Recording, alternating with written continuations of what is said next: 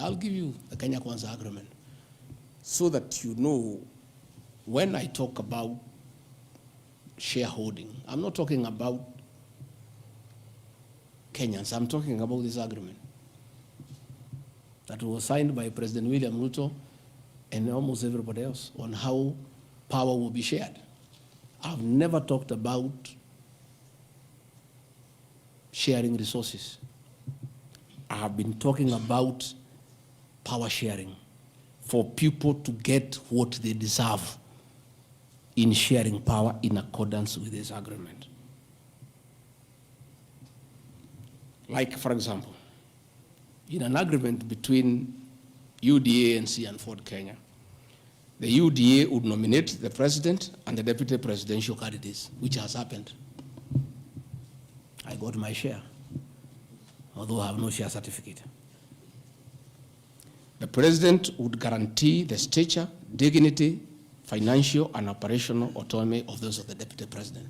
It's in the agreement.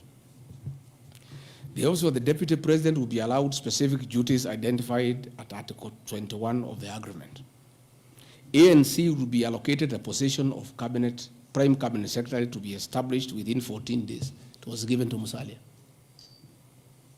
The office of the deputy president, Ford Kenya will be allocated the position of the Speaker of the National Assembly, which was given to Moses Wetangula.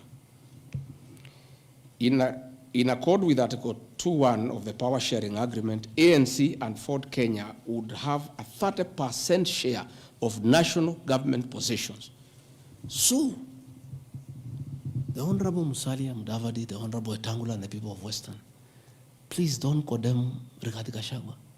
The agreement is here, defining your share in the government. It is not me. I did not sign this document. It was signed by Musalia, Wetangula, and President William Ruto. So when I say about this share thing in terms of positions, I've never talked about resources, about development. Although it is also here, is that regions bargained with the president for shares. Musalia Mudavadi and Moses Wetangula bargained for 30% of shares within the Kenya Kwanza government. Although they were also supposed to give us 70% of the vote, which they did not. Nevertheless, since they gave a certain vote, they are still entitled to some share one way or another. So it is not Rigathi Gachagua who said that a government is like a company. It is the agreement of the Kenya Kwanza, which I will be tabling in the National Assembly. It is not me. It went ahead to say it. He said, ANC and Ford Kenya would have 30% share of national government positions. That is cabinet secretaries, principal secretaries, high commissioners, ambassadors, diplomatic and consular representatives, chairpersons of state corporations, directors of state corporations, chairpersons and commissions of constitutional commissions, provided the 30% share is to be shared equally between the ANC and Ford Kenya. Sasa mimi nikiambia watu wafuate share yao, makosa yangu ni gani? Iko hapa. I did not sign. They went ahead. Musalia Mudavadi and Wetangula. And they must follow these things. Because I will not follow for them because I was not party to the Western agreement. The agreements were with regions. So when people say I'm dividing regions, I'm simply following the Kenya Kwanza agreement of the way it was debated.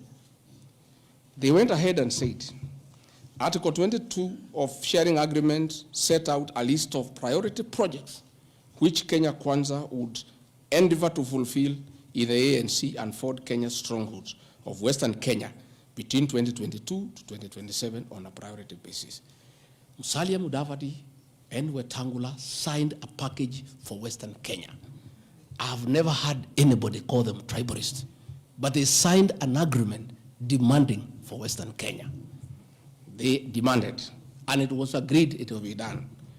Completion of all incomplete or stored bitumen roads. Construction of an extra 1,000 kilometers of bitumen in Western Kenya. revival and modernization of sugar factories in Western Kenya, establishment of new industries identified in Article 22 of the agreement.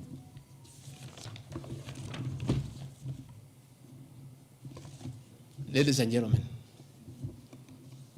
this is the Kenya Kwanza Agreement on shareholding. What crime has Rigathi Gachagua committed to be impeached by saying what President William Ruto appended his signature to, with Musalia Mudavadi and Wetangula, who will preside over my impeachment? What crime has this man committed? The crime of this man is just being truthful, because people do not want these things to be known. That is a problem. People have a problem that I'm a truthful man. The people of Western Kenya has now known today what their leader signed with President William Ruto.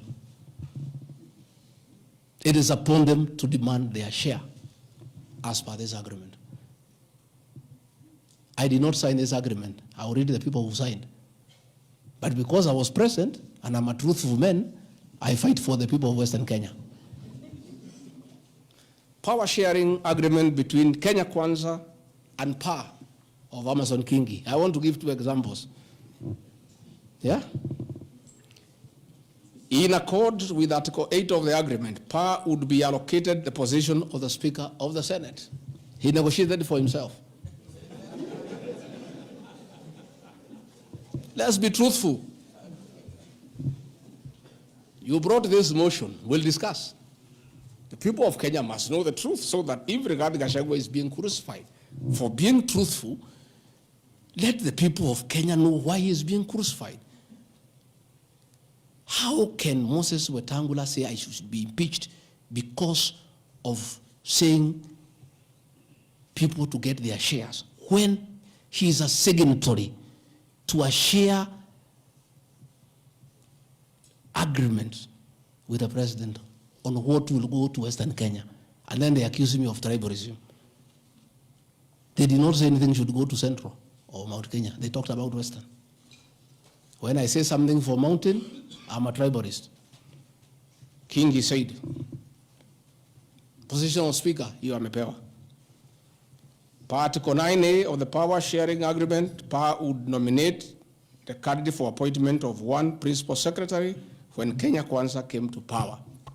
Amepewa.